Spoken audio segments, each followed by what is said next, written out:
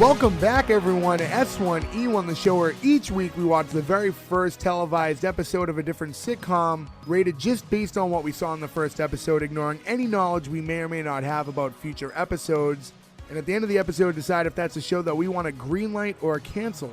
This episode we're talking about Wings. Wings went 172 episodes over 8 seasons, originally airing on NBC. Episode 1's called Legacy and originally aired April 19th, 1990.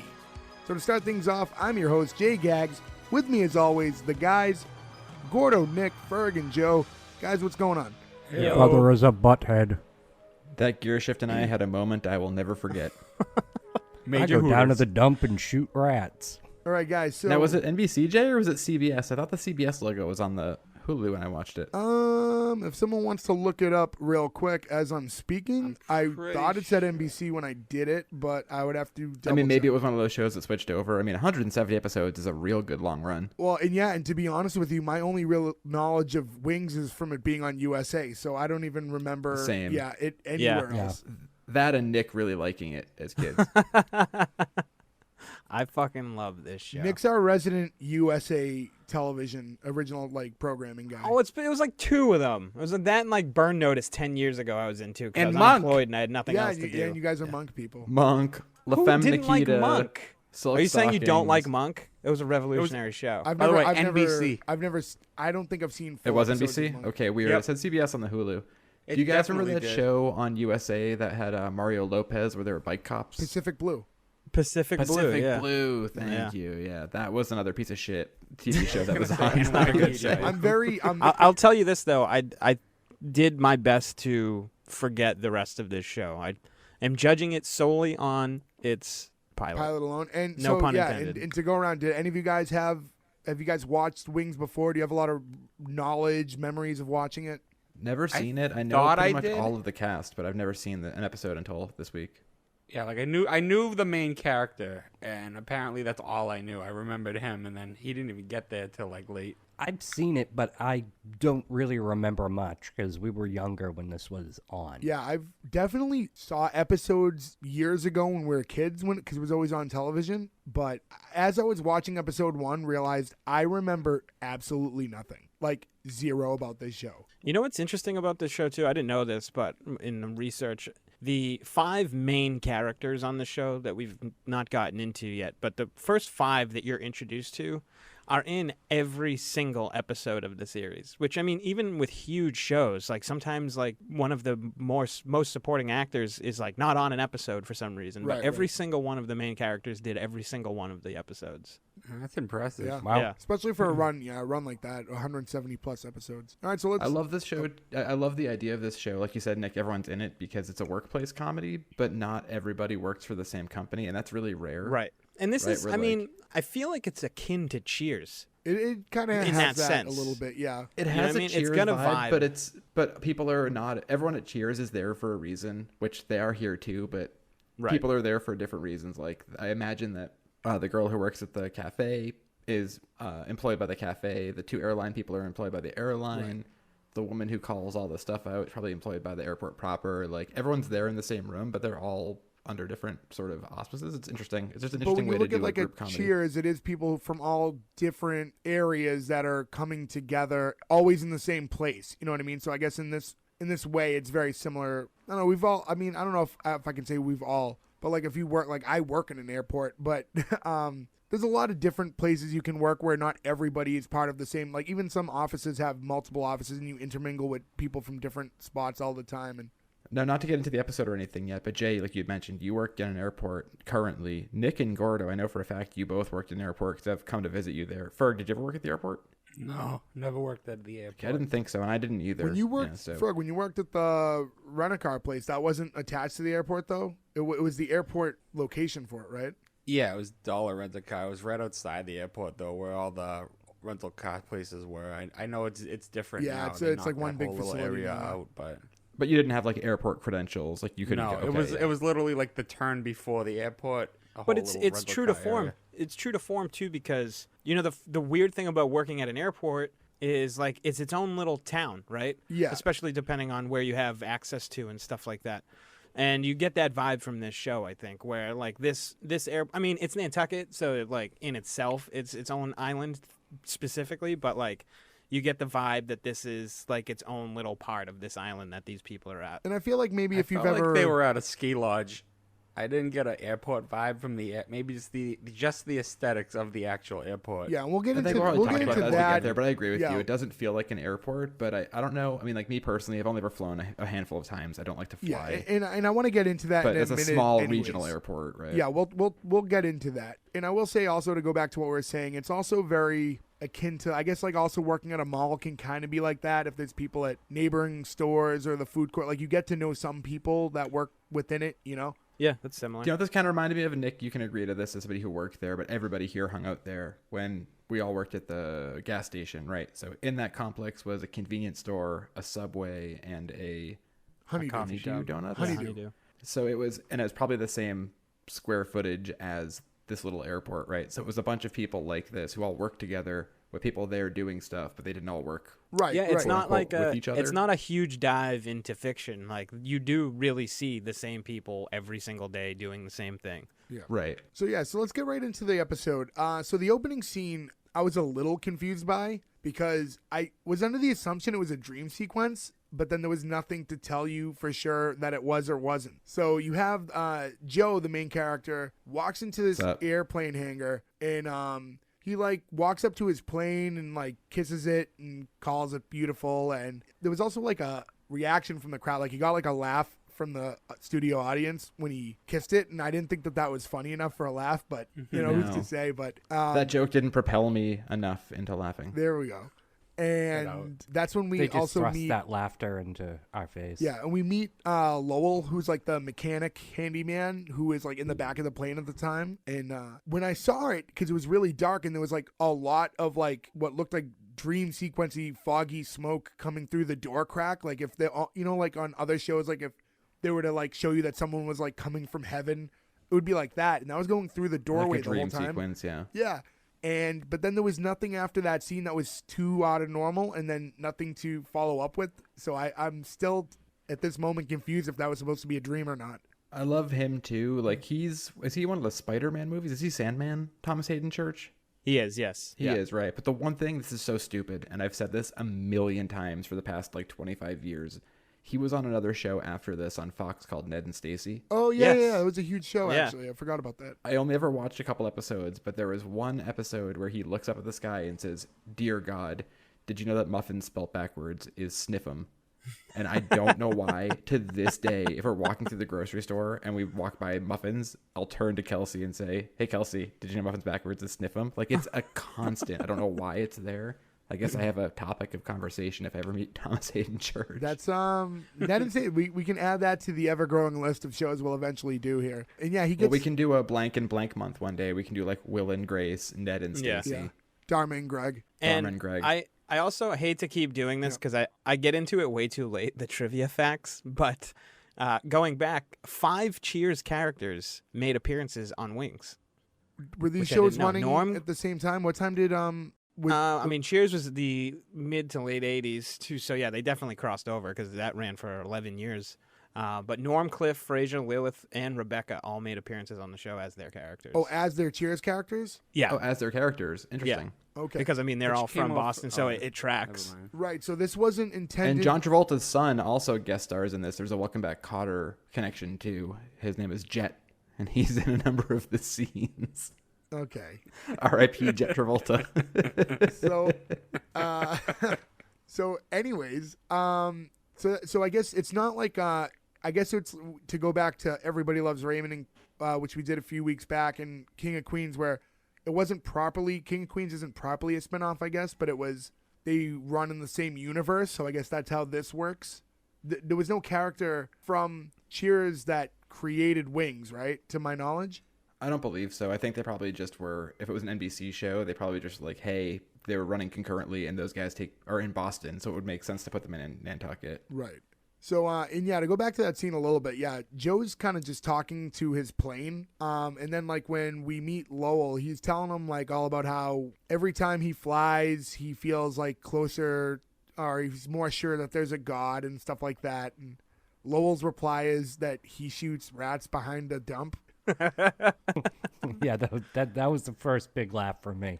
I do like too. You get that character right away. Like that, he needed one line to be like, okay, this is who we know it's going to be. I like how they don't go to him too often. You know what I mean? They don't drown you with his stupid. Yeah, they don't A lot of him, it's like just enough. Yeah, a lot of him. I don't dislike his character. I thought he was funny with his lines, but if you gave me too much of him, I would grow sick of that really quick. Exactly. I think it's a smart thing too, right? Like I usually parallel Seinfeld because I think it's just one of the best sitcoms of all time. But if you watch like season 1 of Seinfeld, Kramer is very liberally used, right? So they sort of build him up. They put him in the world, and you're like, I kind of like this guy. And then by the middle of it, he's all over it. So I wonder if in this show, if Ned and Stacy there is in Thomas Hayden Church, you is probably in it have more. to find you have to find like the character's voice sometimes, especially with a more wacky character like that. And you know who he kind of reminded me of in a way was Jim from Taxi, Christopher Lloyd's character. I saw a lot of comparisons kind of there. I thought there was like a similar. He's not like a stoner type on the show, but I thought it was a similar. I don't know. He reminded me of him. You know who he reminded me of was I forget his name, but do you remember the guy who lived in the van behind Step by Step? Cody. Yeah. Cody, yes, that's what Cody. I thought it was actually. But like he was just always kind of like passing in and out, and he was just like a dumb goofball. And he was eventually replaced on Step by Step by Bronson Pinchot. Yeah, Was he really? himself. Yeah, because that dude ended up like beating his wife or something like Yeah, that. So so- he got too much hot Incorrect. water. He didn't beat his wife. He was proven innocent of that, but it ruined his whole career, and he fought for like 15 years to like clear his name and get his kids back. It's actually No the most shit, that's depressing story crazy. ever. Yeah, Wow. because he was a real life kickboxer. Sasha Mitchell is his name. He's Did he like confuse a real his life. wife for a box? Yes, he kicked his wife in the box. Or didn't, for that matter. Oh, all right. I don't want to say that because I feel so bad for this guy. He had such a rough go of it. And he's in, like, I think a few different... Like, he's in, like, Bloodsport 6 or, like, Kickboxer 5. Like, he did some weird stuff, but, I mean, best of the best. Popular for And stuff. not to tangent on Step by Step too much, but that was why he was taken off that show, correct? Even though that wasn't That's correct. yeah. true. Yeah. That's what happened. But it makes me happy because I feel like most people think that. Right. So for anybody who listens to this episode, I don't think is a bad person. He's I think he innocent. just got Free he Cody. got screwed over and just felt bad and wanted to have his kids back, man. That's a bummer. So just to close out that scene, any thoughts of it, like for that kind of cold open scene, like any vibe of the show early on? No, It's always it was weird a to me different when you tone see than the rest of people- the show. It was a very different tone. So Yeah, it was strange. Yeah, I thought that it would go more wacky. The show. The would be more lighting is wacky. interesting too, and when it cuts into the theme song too, the lighting for the theme song is almost done like the right stuff or something. Like they use a different film stock with like a sheen on it. It's like really pretty and like epic looking, and then immediately cuts back into like you're in a sitcom and like a single set static sitcom. It's pretty and you know what? interesting juxtaposition. That intro itself, I mean, the intro is essentially like you see like this kind of establishing shot of an airplane, and you see just kind of flying around, and it would cut to shots in Nantucket, and like the music's kind of like a classical music going the whole time. I didn't like the intro at all. I didn't think that me this neither. fits the I have show. it, but that's literally my first note. Yeah. It just says like awful theme, boring, underlined 3 times. I don't think that it's awful. I just don't think it matches the show. Yeah, it's very not the different tone vibe. of the show at all. And if you were to watch that intro, and granted now Give like me a we've watched MASH shows, vibe. we watch shows that have like no intro, but to watch that alone, you would think you're about to watch something completely different and like might turn it off. And coming into Was it Ferg or Gordo who just said MASH vibe? Me. Ferg. Spot on. That is, I think, Yeah. perfect. I don't know if anyone else agrees, but it's the opening to MASH, No, it is. right? Where like it's a wacky comedy, but the intro to it, and also, I mean, I don't know if the Wings song has lyrics, but the MASH song lyrics are like Is suicide super is depressing. painless. It's like Jesus, goddamn Christ. Yeah, it's super. That being depressing. said, too, if you ever look up the full lyrics to the Cheers theme song, because we talked about that a bit, the lyrics to that are also pretty bonkers and very funny and go all sorts of weird ways. is it by is it Gary one of those songs Portnoy. that's way longer than it needs to be? Yes, a Yeah. lot longer. I have the Yes. record of it. It's like 4 minutes long, and there's just like all sorts of lyrics about like the dude's like wife leaving him and the cat having issues. It's just it's not what you expect. Was that a song that was created for the show, or was it a song that they just eventually used for the intro? I think they created it for the show, and they just smartly were like, We don't need most 20 of this. seconds Yeah. of this will work Okay. very, very well, but we don't need the weird, like, sarcastic, kind of humorous. It almost seems like a song that's more like a Warren Zevon piano song or something, because it's like sarcastic and weird. It wouldn't match the TV show at all. No, but Jay, I agree with the the theme song being so bad, it made a bad first impression on me. Yeah. And like I was like literally like I kind of want to shut this show off. Yeah, Like, and we'll get into it as we go along, but I'll say that I agree with you in a way that tone carried over for me for a bit. It just didn't. A lot of the things weren't vibing with me until as the episode turned on. But we'll get into it because we've spent a good amount of time talking about, I think, 10 other sitcoms so far. So we should probably get a little more in the wings. But so the first thing we see is like the sign for the airport, which is Tom Never's Field, which I never. I'm sure they exist, but I never thought of even a small airport being called Field like that. But it's in Nantucket, Massachusetts, which for those of you listening, for most of us is only about an hour away from here, right? Nantucket. It's an hour flight. I looked it up, so it must be a longer drive. I've never been to Nantucket before. Well, you can't drive to Nantucket, Joe. To Nantucket. Well, you take the ferry. I mean, like you drive to the ferry versus taking. Well, yeah, a you have to plane. drive to Falmouth to get to on there, but Yeah. I've been there. I've actually been to Tom Never's Field too. It's like some sort of. It's not an airport. It's like a sports complex or something like that. Oh, interesting. Oh, okay. Is that But what? I don't know if it was an airport at one point, but I mean, I was there in probably the late '90s. Right. And like you can see, like it looked like the show. I was a huge fan of the show at the time too. So like the front, that corner, you always see the establishing shot was very similar, or not similar. It was the same thing, but yeah, I don't know who Tom Never is, but Yeah, I didn't do any I'm additional. actually kind of homework. surprised that Get a none feel. of us thought to look that up. I mean it's here right now. I mean he was a whale watcher, and a member of the Nantucket Wampanoag Never family. So So a native from the right, area. Okay. And we see we cut into the airport and it's like the small terminal, and right off the bat I was having a hard time deciding if I thought this looked really realistic or really fake. And you guys kind of touched on it earlier, but I've seen smaller terminals like at smaller airports, but something about the setup, there was like in some areas it was really detailed. They did a good job with that stuff, but something about the overall setup made it feel like it was created for a sketch. Well, to this, and again, you know, I'm not going to get crazy well- about 9/11, but this is very much a reminiscent of a pre-9/11 world, right? Where like the airport has literally zero security. It's an open room with different terminals. There's not terminals. There doesn't need to be, right? You walk out onto it. Well, this is a very small regional spot. You know, what I mean? This isn't Logan Airport but or LAX. Or I something never like that. flew. And you before can 9/11. Did anybody here fly before 9/11? Like I don't have a Yeah. reference except for movies like I Home don't Alone. remember it, but I did. But also, we have an idea. Not even an idea. We know that there's 8 planes in this terminal because of Aeromass. What is it? Aeromass. Airmass. Airmass. Yeah, it's the first thing he says. Dylan. And the other thing combined are 8 planes. So in Yeah. No, this I think it's just terminal 7. alone, I think who it's 6 and 1. Yeah, he tells me he has one. Oh, I Yeah, thought he it only was has 6 one and plane, 2. I believe, My bad. yeah. But he So might yeah, get a second I mean, one. this later on, part we'll of find the out. airport is only 7 airplanes. Yeah. So it would be strange to be bigger, I think. No. But and you know what? I was trying to think about it because again, it's tougher to compare, especially now. Like, and we all live close to a very large airport. Well, overall, but you know, I was trying to compare it more towards like bus terminals. I thought it looked a lot like a bus terminal might, Yeah. Yeah, I could see that. and Yeah, it reminded me of that a definitely lot. looks like a bus. Yeah, or terminal. like It an does. It Amtrak feels or like something. it feels like a bus terminal, but not in a major city. Right, Like right. If you see a bus was- terminal in like Connecticut the way or the something. stairs were, the way the stairs led up, I got like a hotel, like I said before, like a ski lodge vibe, and like I didn't think about it, but I a ski almo- lodge is a good. But I almost description, feel I like it think. was supposed to be like it was a set for something else, and they were like, "Shit, make this look like an airport." Yeah, Like, I mean, I it just could, didn't very well like- could have been. Yeah. and then It's interesting too, right? Like what you said, Ferg, because it's also double tiered. Like later Yeah. on, you go upstairs and all like the airport lockers are on a secondary level, where it's like that doesn't seem to need to be. no, because double- like they're trying to make it look two-floor bigger building. because there's nothing really there. Like, why is Joe's office downstairs if there's an upstairs? Like, it just I don't know. It Right. yeah, layout wise, that didn't make sense to me. But yeah, it's Sandpiper Air, which I thought was kind of a weird name for an airline, but whatever. And we see this. Isn't that the name of a bird? Yeah, Sandpiper. Oh, is it? bird. Okay, all right. Yeah. I Yeah, didn't realize it's like that. That makes more birds sense. on the then. beach. Oh, is that like Yeah. regional around here? Because that would make sense then. Yeah. Oh. Yeah, like, piping plover. We have sandpipers. I didn't know any of Good this. stuff. This is all new information to me. Yes. Longshore boners. But Who's Boner? Who's boner? but I yeah, read this so if we they get see a one in. woman. We see a woman at the counter and reminding everyone to like make sure the propellers are at a complete stop before like they're walking. And like you get like an audience laugh from it, but I was like, this is dark. Like, how is that a lighthearted joke? Like, oh, And don't forget, because they're making it sound like, because previously someone got mangled by a propeller not too long ago. Obliterated and turned into a mist by an airplane propeller.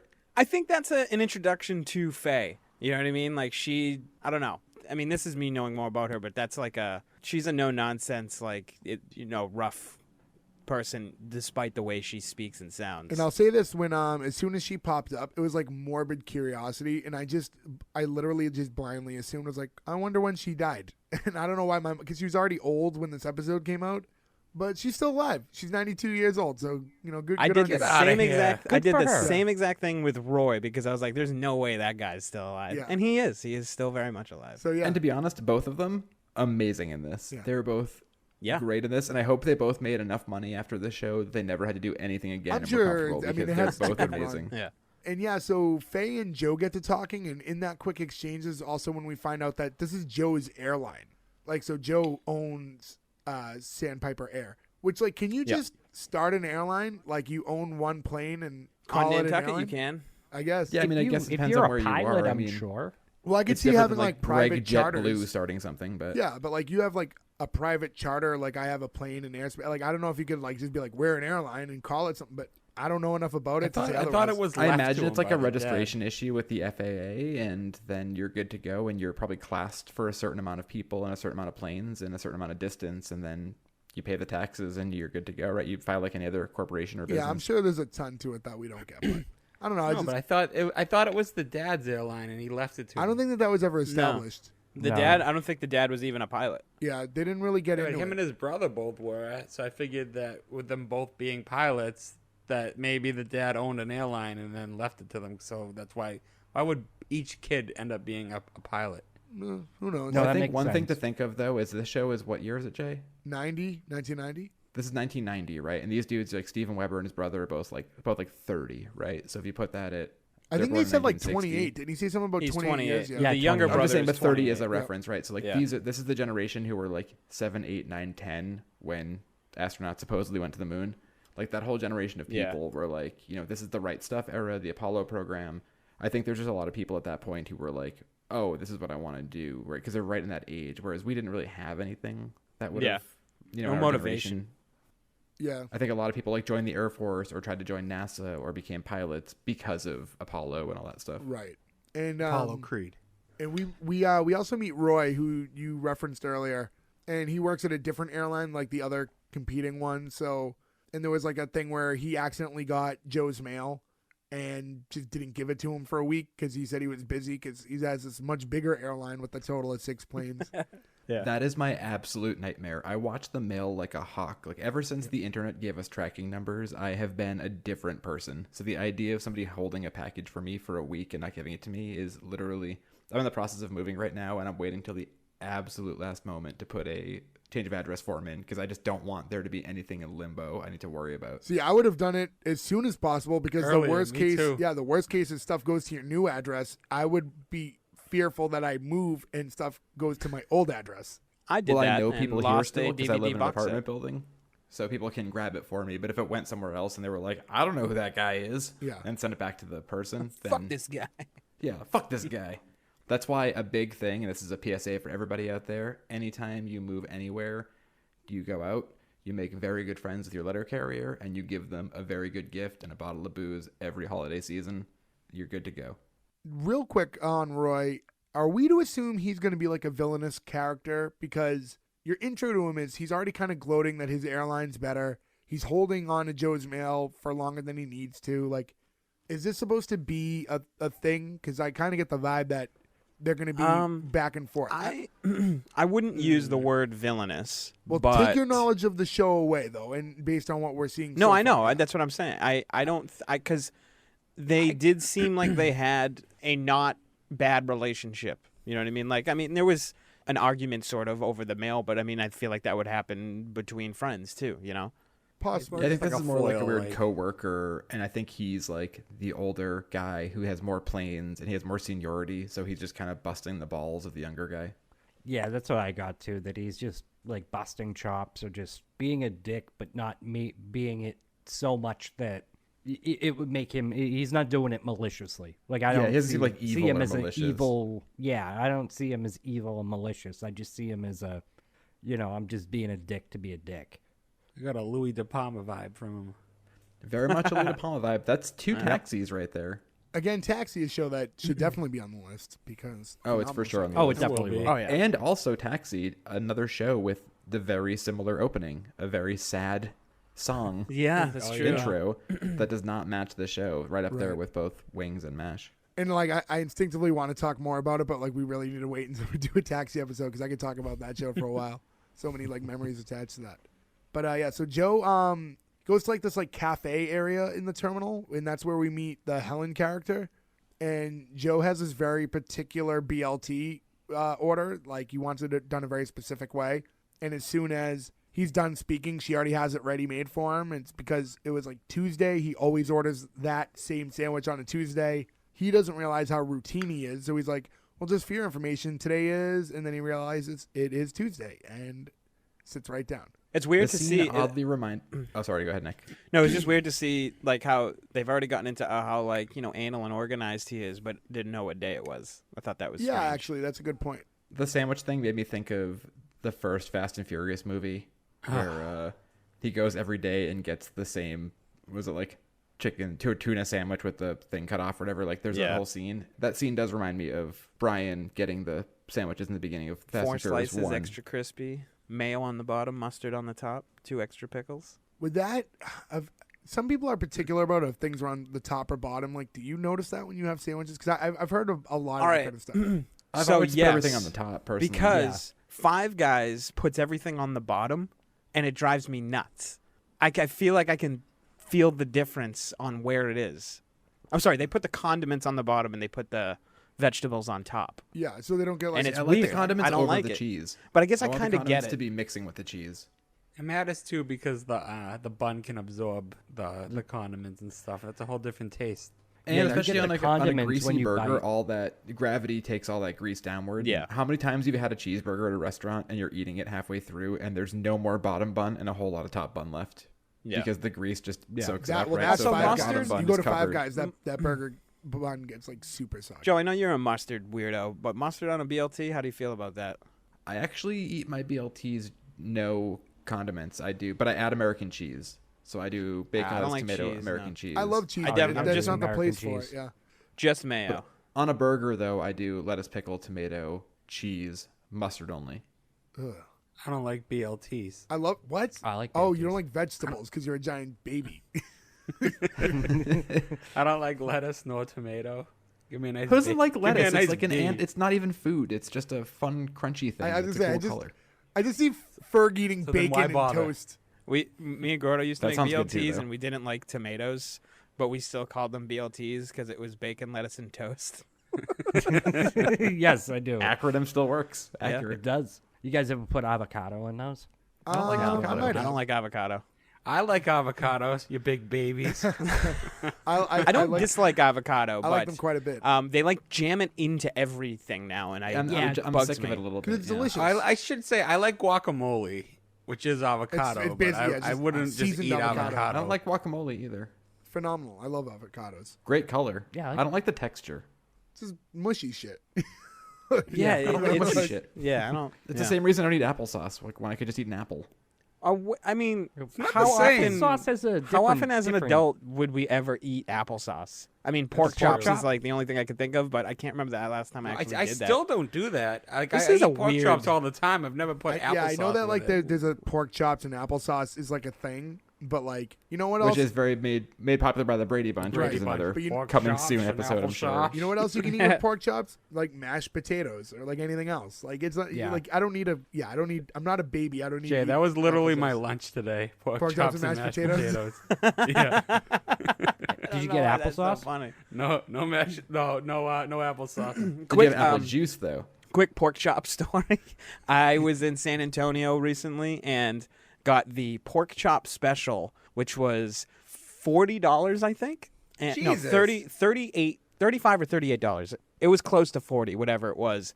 And it came out on this fancy plate, and all I could think about is how I could have bought these 2 pork chops for $3. Oh yeah. And then added 2 more because they were the smallest, thinnest pork. I was so fucking mad at this Where pork was chop this? dinner. This in San Antonio. Who, by the way, can't cook a fucking meal no matter what you get, so I wasn't surprised.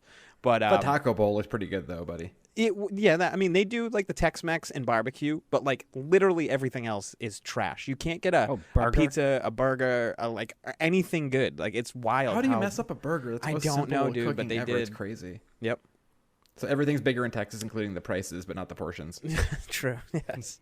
I also want to mention, to go back to this scene, is where this is also kind of important. This is where we find out that package that came in that Roy intercepted it's about like how Joe's father had passed, and basically like any inheritance that he's getting is like on the condition that he does it alongside of his brother, like has to be there to open it with him, and they don't currently get along. This is basically because of Carol, who was Joe's ex, who then left him to go with Brian, who is Joe's brother, who we will meet later in the episode.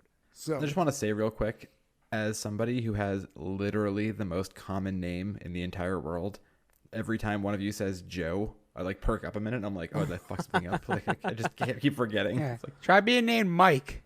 Yeah.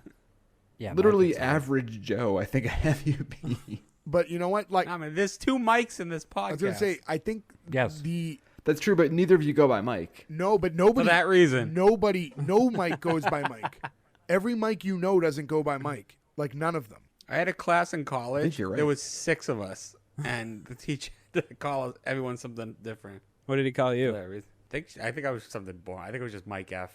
Like, nothing fancy. Hey, no veggies. Come to the desk. Hey, pork chop. But He called you applesauce, but it was for a totally different reason. there's one thing that also from this whole exchange that I really wanted to mention because it really bothered me. When Helen's talking to Joe and she's like going over this whole thing, she's like making a sandwich for a different customer, which also seemed weird that she was the one making the sandwich, but whatever. But when she goes to give it to the other woman, she makes no eye contact and just basically drops it on the table and as she's talking to Joe and goes right back to him. And if I was a customer and like whoever was working at the diner, the waitress, whatever, just like dropped the food in front of me while she was talking to someone else and like walked off without acknowledging me, I would be furious. And it really bothered me to watch that.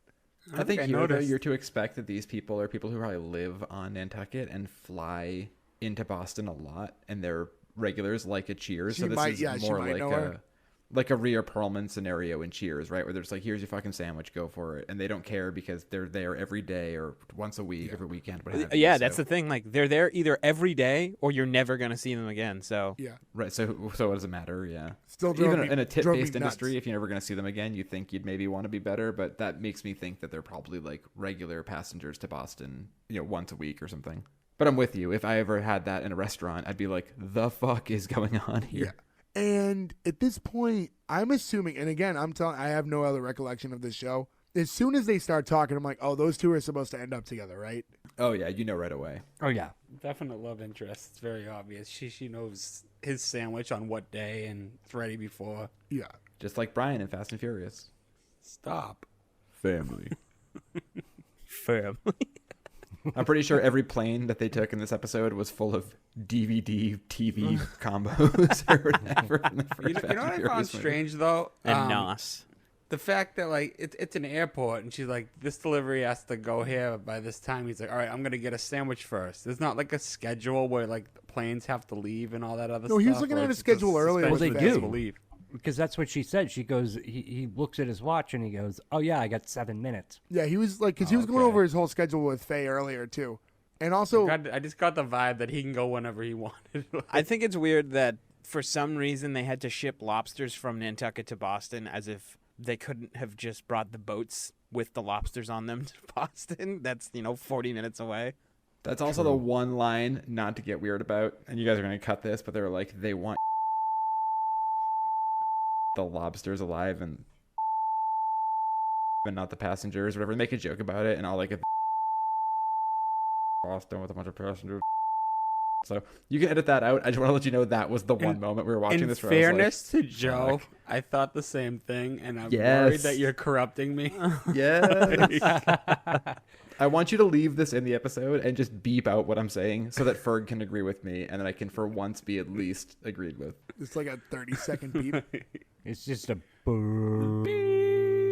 But leave a couple words in, so you know what I'm talking about.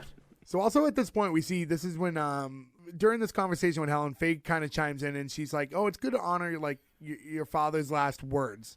And Joe's pretty quick to correct her and says, "Oh, those aren't his last words. Those were his last wishes. His last words were sit on my lap, Edie," which is because he thought his son was Edie Gourmet. Was that her name? Who was like a singer, Edie Gourmet. A singer from back in the day.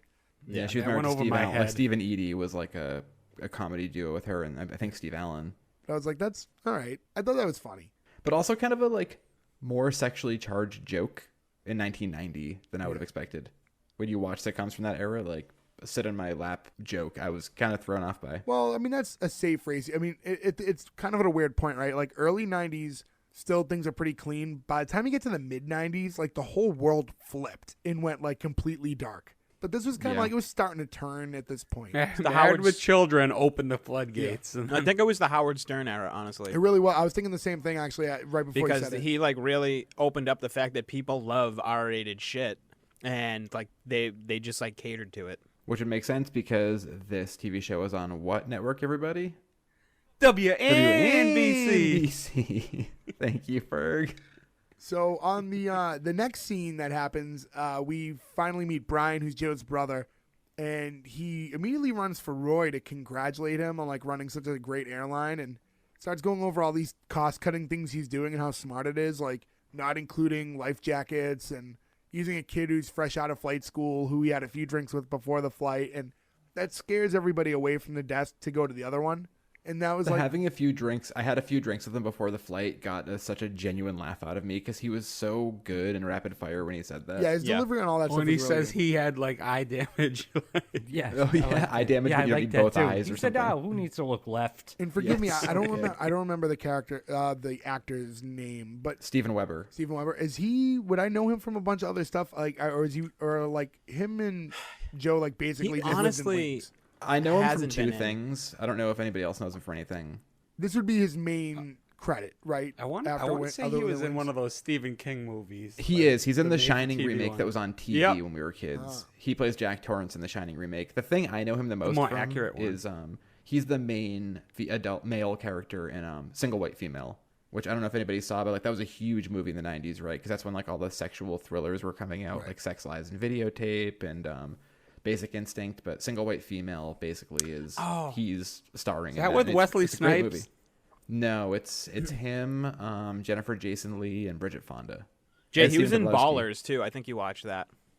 And You see him pop up in a lot of stuff now. He's one of those actors who like definitely pops into a show for like an episode. I don't know if he's done a lot of movies since then, but He's also in the Get Show. I don't know if anybody like. I feel like I'm the only person who watches Get Shorty, the TV show. It's actually with Roy from the IT Crowd. I didn't know love that the- existed. I love the book. I love the movie, and Elmer Leonard's one of my favorite authors, but I just don't have that channel, like Epics or whatever. Yeah, no, I had to stream it. But it's a good show, and Steven Weber's in it. yeah, have to I check always that out. forget that show was created because I like the movie quite a bit. But yeah, anyway, so Joe hears his brother because Joe's upstairs doing something in the upstairs area at this terminal that we haven't really figured out what goes on up there. But here's him. He calls down to him. One thing that was super distracting to me was how baggy Brian's pants were. And then he Thank made a you. baggy He pants. says it later. Yeah. He then makes fun of him for baggy pants. He calls them but baggy he's pants wearing or something. I'm like, crazy pants. meanwhile, like you're wearing the baggiest pants, like in a style that, like, I don't know if I'm just unaware of it. Like, I don't know if this was just like of the era style because we were so young when this happened. This is pre-Jenko. But yeah, I was like, what I thought of is what kind you know of when you pants are see like a these? pilot, when you see like a pilot in like the 30s and they have those very classic khaki pants and they're tucked into really tall boots and they pop out at the leg.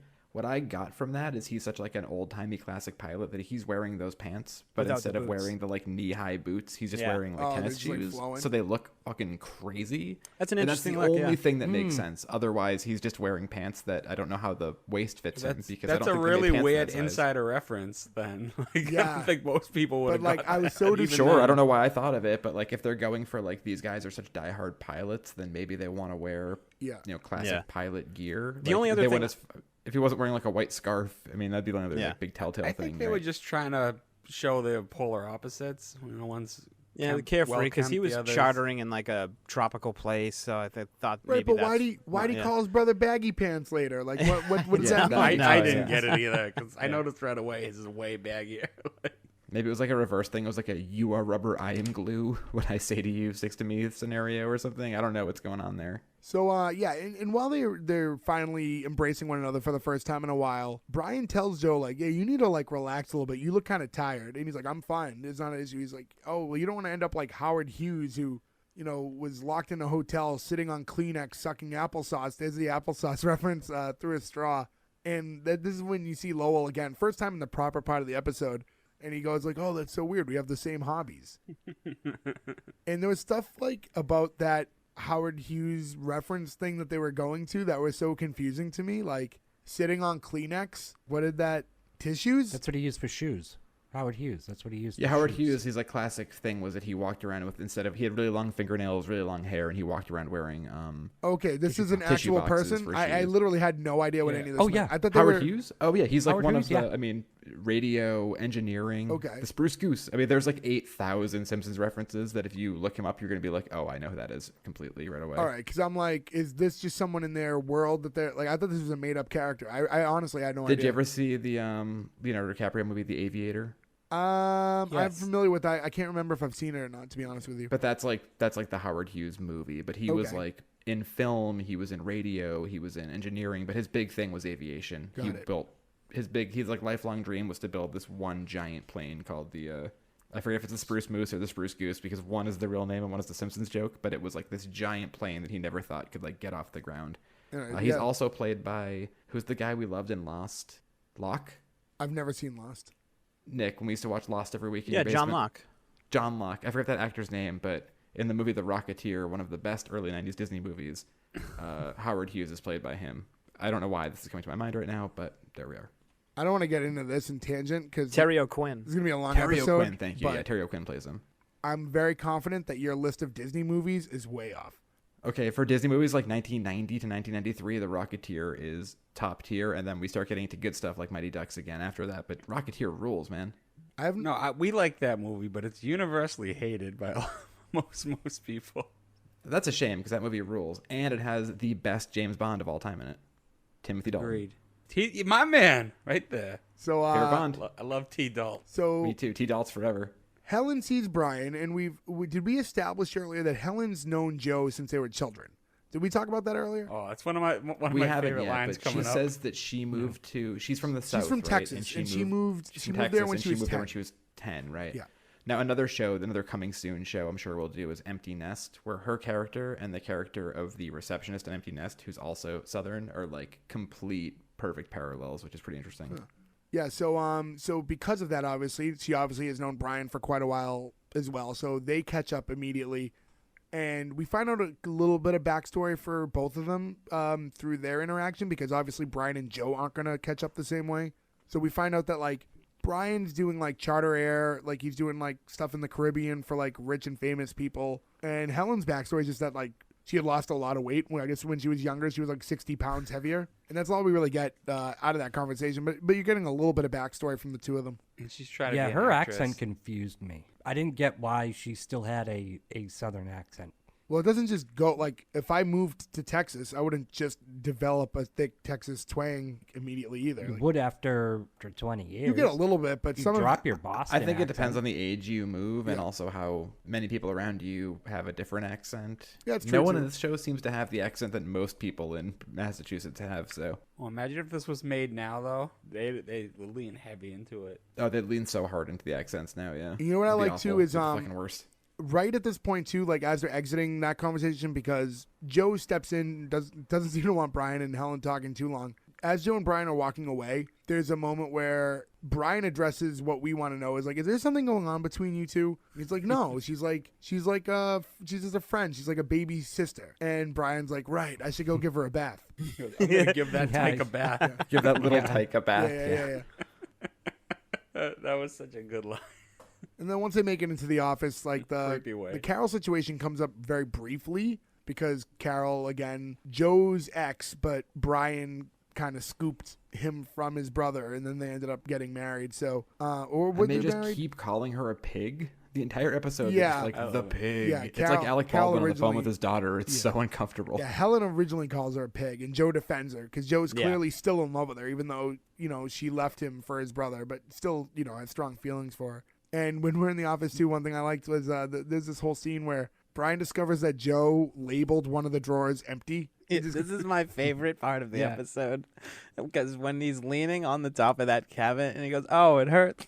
And he sits up and he's got a bag clip on his nose. He goes, "You think it'll leave a mark?" I fucking lost it. It killed me. I don't know why, because it wasn't really that funny in general, but it killed me. It was a little out of nowhere. Like, I didn't quite understand why that happened. Why was he even saying it hurt? Because he had a bag clip on his nose. But why? What was the setup?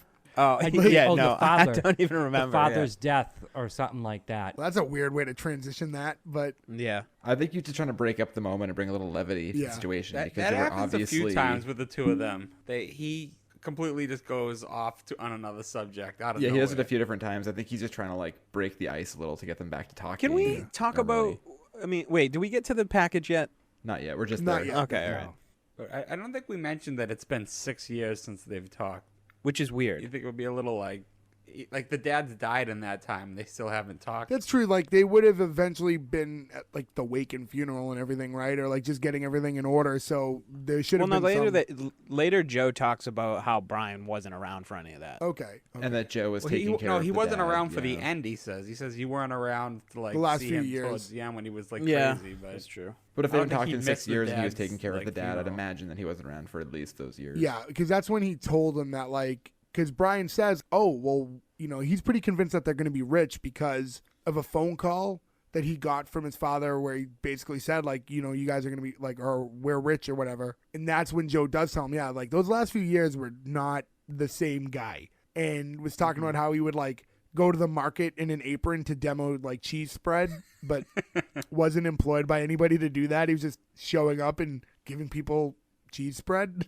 To be fair, those cheese balls that you spread with like the nuts in them, if any chance to get that for free, I'd take it. Oh yeah, They but like make I don't my know if gums hurt. I don't know if I want a stranger opening it up on his own accord and just like handing me some like in the middle of the store. Like when he told that story I'll that take he it free. put like an apron on and spread cheese, did anyone? I mean, I like think he only put an apron Yes. on. Like Yeah, there's that's the nothing first else thing I under the thought of. apron. All right. Yeah. okay. I did not, but now I do. right. And I thought spreading cheese meant something else too. What did you think? Anybody else That's the ghost You know, of like- Gordo future. just spreading cheeks? Either cheeks or legs or something.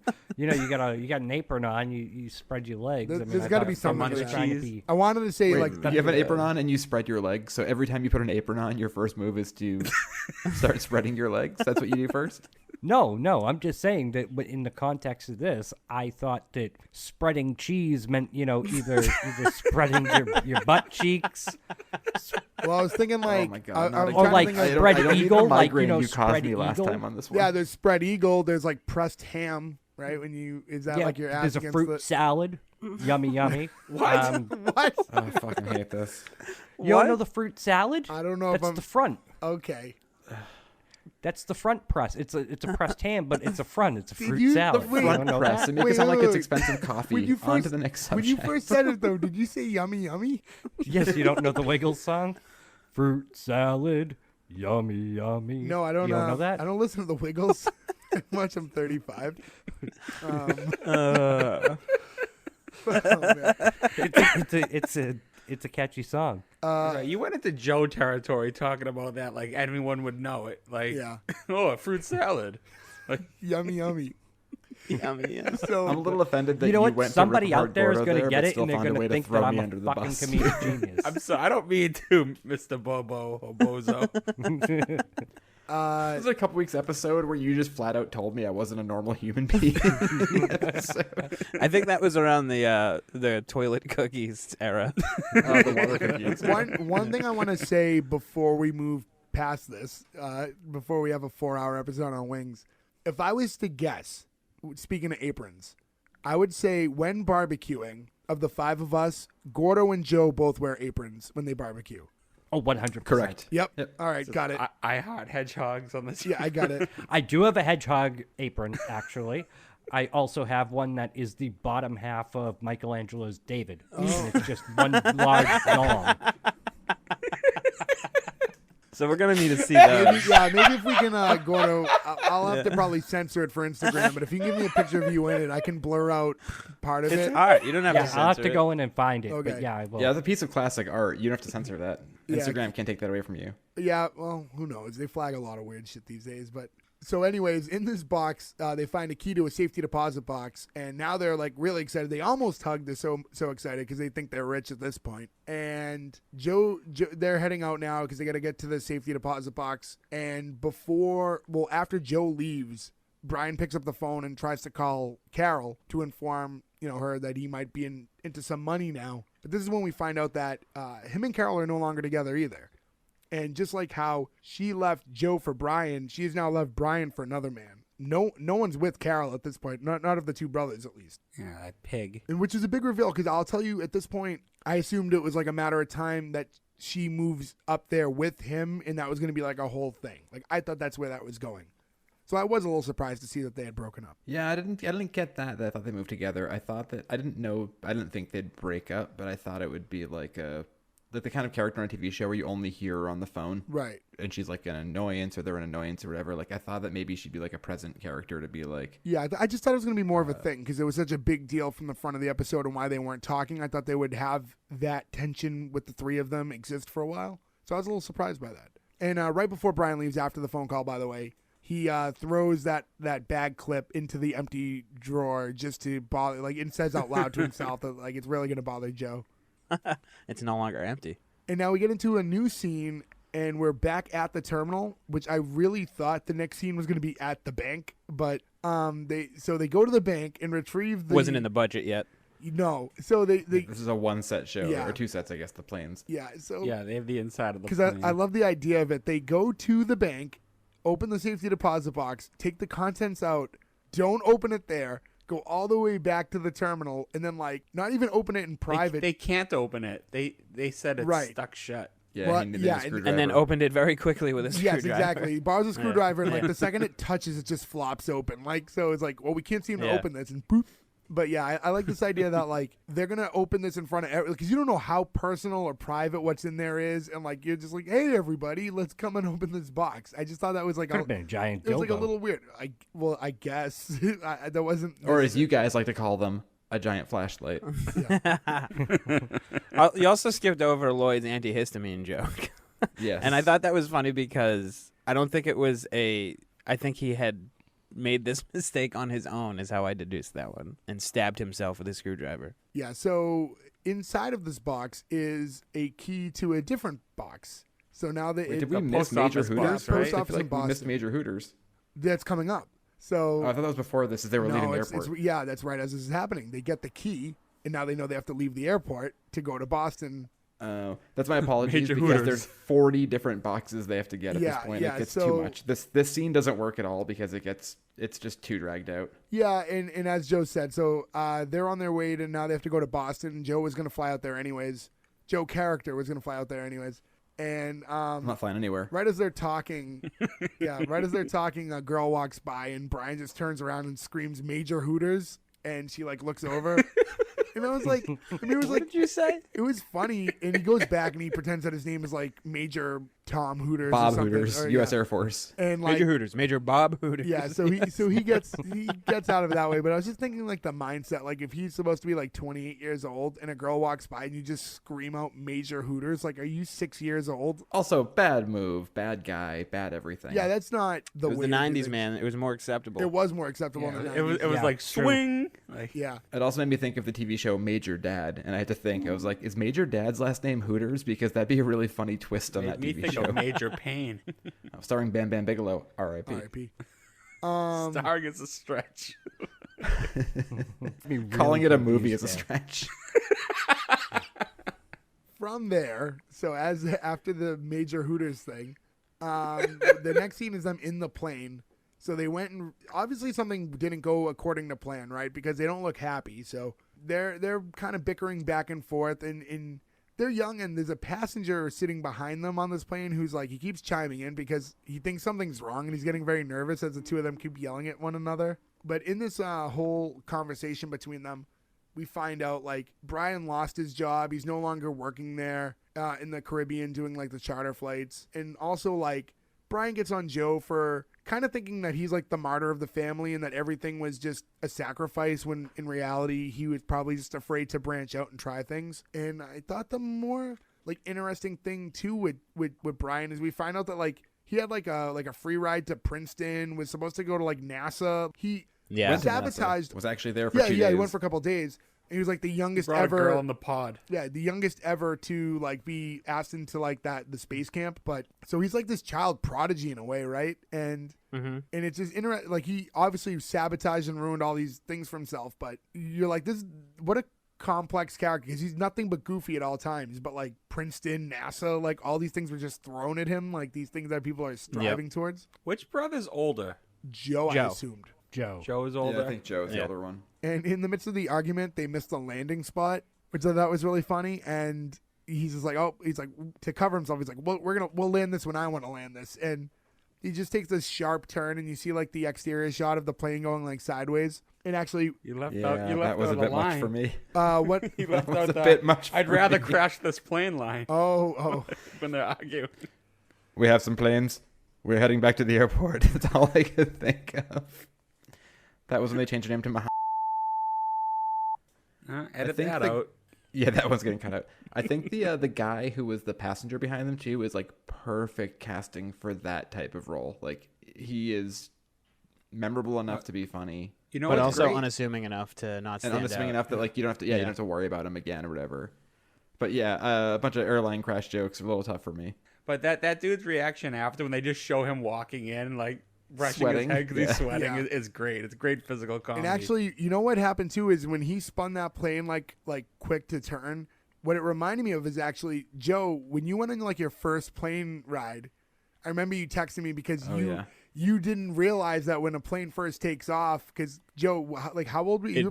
You were like about 30 the first time you flew, right? Or close to? Yeah, just about. Yeah, when a plane first takes off and they're trying to like get in order and get on their path, the turn is a lot more extreme than you realize. It's not like they're turning like a car. They're I wish I flipping could have sideways. seen Joe look at the ground from the window. Yeah, and you look out the window sometimes and you just see the ground. It can be a bit scary if you don't. If you were Joe and have never flown at that point. Oh yeah, no, it's. And you listen, look out the I window. fly all the time, and takeoff still fucks with me. I hate takeoff. I never take fun. off. I never understood. I'm like, afraid of landing. I don't understand that doesn't bother mindset. A lot of people say that. I like landing. I Yeah. feel like the closer I get to the earth, the safer I Yeah, am. I'm the same. Yes, like, I don't. just feel safer. I don't like to take I off. don't. But when landing happens, as we get closer and I can like make things out again, like when I can start seeing individual cars and stuff, I'm like, all right. I feel the exact same way. Yeah. I think it's more one way you're going up, you're elevating, the other you're plummeting to the ground. But I And know then you get that slam when the wheels first hit the ground. I don't like that at all. That's my favorite me feeling really 'cause I know this uncomfortable. death trap has Does finally anybody- landed back on the ground. Maybe it's just me and my shitty diet, but does anybody else like? Do you like decompress on descent? Like, because I feel like the last 10,000 feet is just one long fart every time I fly, and I don't understand why. I've never had that happen to me in my Just life. me, okay. Yeah, I had that. But but I do also- make it I do make it a point to take a crap on every flight I'm on. I'm shitting in the sky. But what Always also do. bugs me about I've never. takeoff is that Never. if you like airplane crash statistics, like 90% of airplane crashes happen at takeoff. And so I'm Not like, just landing, get me in the yeah. fucking air. Well, I think it's a big percentage is landing too. But So you once know, you're I think up I takeoff don't there, is know. it's It's more. just the idea of coming down to the earth, and then Yep. something can go wrong there, and then you're headed down. Yeah, Yeah, I you're don't still know. going headed up. 150 miles an hour even at your Yeah, slowest. but a plane can glide. A plane isn't going at a 90-degree angle down like it is when you're ascending. Yeah. When you're descending, you're It's just coming slowly like dropping this. down. Yeah. And I don't want to get you're like going down, and then all of a sudden those tires hit the ground and you slam. What if the tire gets a flat, or what if the tire snaps off and all of a sudden the front of the plane hits the ground? You drag it. I'd still be like, I'm on the ground. We have a shot. Yeah. If Yeah, I something feel like I happens, can pop the jump door out a and window run. if I need to. Yeah. Yeah. But I don't want to get too morbid That's here. why I don't take my seatbelt off. we got dark. Yeah, All right. I don't want to get too more, but yeah. So when we get here, this is when we find out like kind of what happened on the trip, because obviously they were mad when they were still flying. So when we get back to the terminal, it's like basically they were on this like wild scavenger hunt where they were going from PO box to safety deposit box, back and forth, each time finding a different key. They must have gone to like 20 different places, spent the entire day looking, and they ended up with this one key, and they don't know what it's for. So that's what the trip led them to, is like one key, and they have no idea what it's for. Oh, wait, how did he not know what it was I for? want. Well, hold on. I want to to get into. I want to get into that because we'll get there Yeah. when it's revealed. So he's like, so they have nothing. So that's the thing. Brian's like, we have nothing, and Joe's like, at least you have Carol. So like this has been like haunting him all day. Just being around his brother all day just made him think about Carol, and it's so clear he just never ever got over, and it's really really been hurting him this whole time.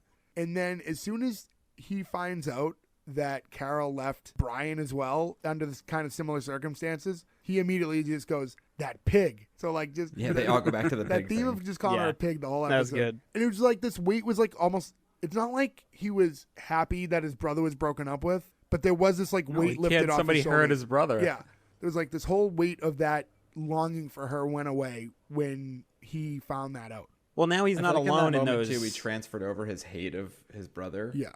back over Yeah. to her. And then him and his brother were okay. Like that lifted the weight where he was Right, like, and well, fuck that's her. also- I'm not mad at him anymore. Now I'm mad at her, and we can start over. Brian was also able to kind of compute, oh, the way I've been feeling lately is what I did to you. That's how you've been feeling. Yeah. So they both kind of mutually got closer to one another in that moment when that happened. Yeah, they both grew up a little bit. Yeah. Yeah. And Joe offers Brian a job because in the plane ride, Brian did insinuate that he was going to ask him for a job while he was up here, which was never going to happen. And now Brian doesn't want the job because he doesn't want to be offered out of pity. And that's when he calls him baggy pants, which we talked about earlier, because I'm like, I'm still so Yeah. confused because he's wearing the baggiest pants as he's calling someone baggy pants. So yeah, right here is when Faye hears him talking, and she just calls them as like Brian's about to walk out and goes, oh, I recognize what that key's from. It's one of the lockers for upstairs.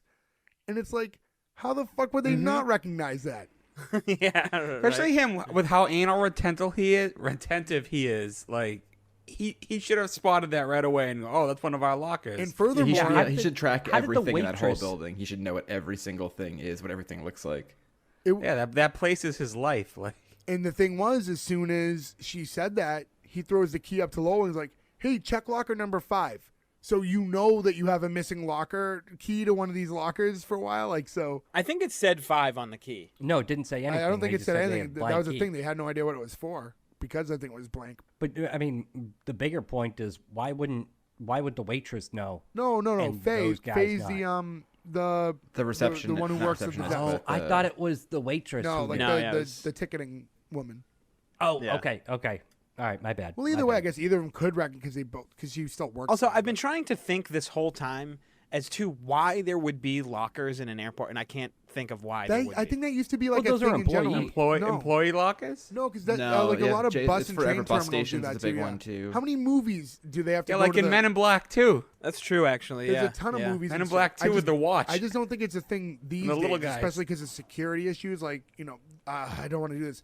Post 9/11, like a lot of security measures changed at like at public places like that, like airports and stuff. But it wasn't uncommon to have like lockers at those kind of like bus depots and stuff like that because people would go away for a few days and leave something there that they can't bring with them and come back, whatever. You might grab a Right, if you had like a knife on your keys or you have something in your bag they don't want to let you take and you're just like, well, I'll get a locker for 3 days for $10. yeah. Or in Instead of most having to, cases, like- a giant bag of money. Yeah, I mean, usually in movies it's nefarious bags Yeah. of money. But I remember Like when I came back every from my every brother's- action movie from the 90s involves like a locker at a train station that's full of money. It's true. or yeah. it's a prosthetic leg if you're in a Sopranos episode. But yeah, so But yeah, I remember coming back from my brother's wedding. He gave us all those railroad spikes that people make like bottle openers out of. And this is the second time I had ever flown, so I'm freaked out. I'm on Xanax, I'm drinking, and I just see like 5 TSA people running over, and Kelsey was just like, "You know that's your bag, right?" And was like, "No." And when it went through the X-ray, they just thought I had a giant knife, and they were like, if they don't let you take this, you're gonna have to either mail it home or get a locker. And if you don't live there, you're gonna have to mail it home. And I guess the airport mail thing is like very specific and very expensive. So Yeah, they let it through, luckily. But There was actually a 9 year. times out of 10, I would just leave my shit there. It's like fuck. So there was Yeah. years ago when we went to New Orleans, me, Ferg, and another friend of ours. You and PJ, right? Me and our friend PJ both had knives on us when we were trying to go through TSA and didn't realize it. Both of us. did they get through? No, they caught it both times and took them and confiscated them. And like if we wanted to mail them home or whatever, that's like an option. But the idea that 2 out of 3 people traveling together both had knives, they were just like, okay, just keep going. We're taking the knives. Were you guys with me when I got frisked by Secret Service? No. I was actually on Martha's Vineyard. We went to Martha's Vineyard, and we happened to be there at the same time Obama was there. Oh, I was. And we were Yeah, I eating was in a there. restaurant. I was there that trip. Oh, Yeah, and so when we went into that restaurant after the fireworks, Obama was like next door, so Secret Service had to search us all, and I had a big knife on my belt, and I was like, fuck. And as the dude was searching me, he knocked the phone out of my hand and into a bush, and I was like, oh, fuck. And he just completely missed the knife. So all you got to do is drop your phone, Drop I your guess, to Drop get a past phone. Secret Service. I love how they were and all that's the wearing story like... of the time that Nick tried to assassinate the president. That one time Nick tried to kill Obama. So in any event, I want to get back to this. So Joe throws the key up to Lowell, and Lowell's like on a payphone talking to his mother, and he's like, 1 minute, Mom, and goes over to the locker, discovers his briefcase, and is going to throw it down, but he first wants to note that the scratch on it was there before he grabbed it. He doesn't want to be accused of ruining the suitcase. And Another good thing, right? They use Lowell for like 4 lines in the episode, and they're Yeah, all very there's sparingly. meat in every bone. yeah. And Yeah. like we said before, By the just way, so I it didn't- bothered me so much that he threw it down. I'm like, you don't even know what's Yeah, in me there. too. Yeah, I would have walked it down. It's not like they're in a really big bothered room. me if he didn't catch it. He had to get back to the phone call with his mom. Yeah, He didn't have time I was to kind walk of down under the the stairs. assumption that it was expected that he was going to throw it down. I didn't even think twice about that, to be completely honest with you. I can't remember now if one of them says, "Can you toss it down to us?" One of them might Yeah, have might even have. requested, He does. but he did it. Does he? I'm pretty Yeah, sure well, he Joe like tells he him to give, throw he it down. like motions to I'm The gonna catch universal it. symbol for "Let me catch it." And again, I mean, like, I get that it's a TV show, but again, now, like, it's going to be this big reveal, and they're like, hey, everybody, watch us open this, even though it can be incredibly private. But, I love the reveal though. yeah, they open up the briefcase, and out pops, like, what do they call the, like, snakes? Like, The silly snakes, it's basically. Yeah, the the peanut spot brittle snakes. I just prank thing. love how Brian no sells it. Everybody freaks out, and Brian no sells the snakes because he's just so bummed out that that's what it was. I thought it was great. Like it doesn't phase And him to our because he's just listeners, too it's not rocked by actual it. snakes. It's the kind of snakes that you'd find in like a can of peanuts that Yeah. you trick Yeah, people yeah. with, like those. It was the peanut brittle can was, like, the classic prank, which, This was like 100 of them in a box.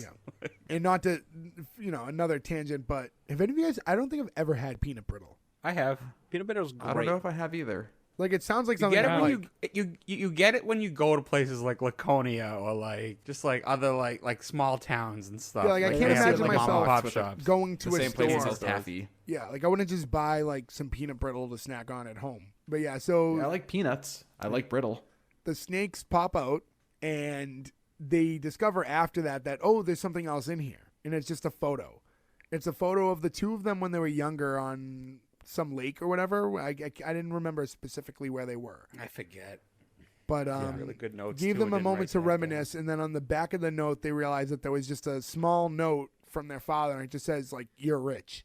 So it confirms what Brian had said, earlier in the episode, that somewhere there's money. But they didn't get into how they're rich or any other details, right? Other than maybe money's on their way, like maybe it was in like a trust or something that's going to come to them. But There's always money in the banana stand.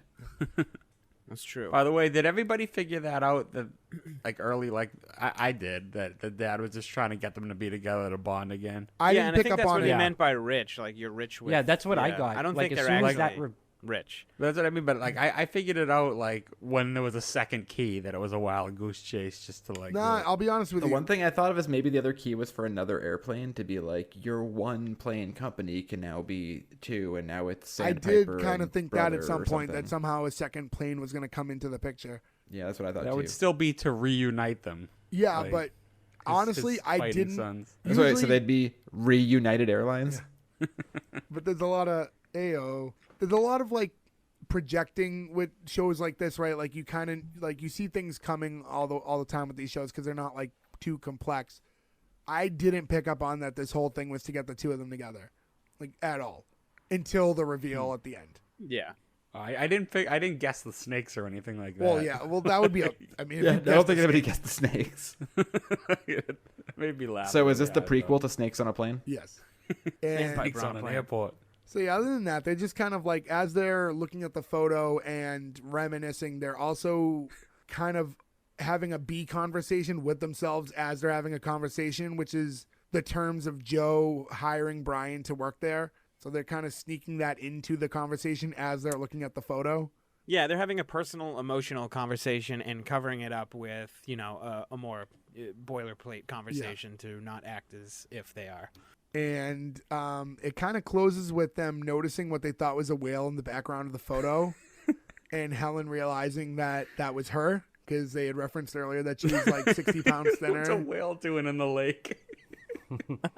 My only That's thing, me. my only thing with that was that's the closing line of the show, and then they drop the Perfect. photo and the credits roll over the photo, and you can see there's nothing behind the two of them. So No, like, there is. Is there? There I didn't absolutely know is. that. No, it's the Yeah. left side. really? Yeah, it's Yeah. there. I must have been Yeah. looking at the right side. But yeah, I didn't pick up on that at all. It's crazy because it That bothered would have been me. an egregious error, though, if they just put a picture that didn't have that in there, because you just think they were being super mean to that girl for no reason. Well, that's the thing is like I can't believe I didn't pick up on it because I took a moment to note that it bothered me that they didn't include it in the photo, and I must have completely missed it. And you didn't look at the other side. I just kept looking at the right side of the photo. But yeah, that's the whole episode. So I mean, anything else you guys want to touch on, talk about as far as Wings goes? No, nothing specific. I think we did a pretty thorough deep dive or deep fly or whatever on that one. Yeah, I mean, Planes can dive, right? Dive bombers. That makes sense. there's It was in there somewhere. again, like I said, this was a show that I've definitely watched a ton when I was younger and have zero recollection of. So it really Yeah. was good to go back and watch this the way we did. It was nice because there was like the familiarity of the show, but nothing to base my judgment on. So this was actually a really good show for us to do for that reason, for me personally. Oh, wait, I had a question. What is the episode called? It was called Legacy. They didn't call it Pilot? The one time it's not I know, called right? Pilot. Yeah. Yeah. yeah, the That one is a time missed relevant. opportunity. Yeah. Did you do Big that time. on purpose, Joe? Or was that a real question? No, I just thought of that right now. Well, I knew. Well, my brain was like, "Wait, is this one called Pilot?" Because it would seem silly to not call this episode Pilot. That's funny. Yeah. Wow. That is funny. So Maybe Pilot was too on the nose. yeah, I mean, at this point, guys, there's really nothing left to say, right? Unless someone has something, but I think we could just go about it and do the green light or cancel. So I want to go from the order I see you. Gordo, you're first. I'm going to greenlight this. I remember this show when we were younger. I remember not liking it for some reason, or I remember not getting any of the humor or anything like that. I remember it being on, but again, like you said, no real recollection of the show. I didn't realize how funny it actually is. And I'm glad I watched it. I would watch the second episode. So that's a green light from me. Nick. This was a quintessential show of my youth, but I have not seen it in a very long time. I have not revisited it at all until now. And I'm glad I did because it was you worry that things you've seen in the past don't hold up when you're older.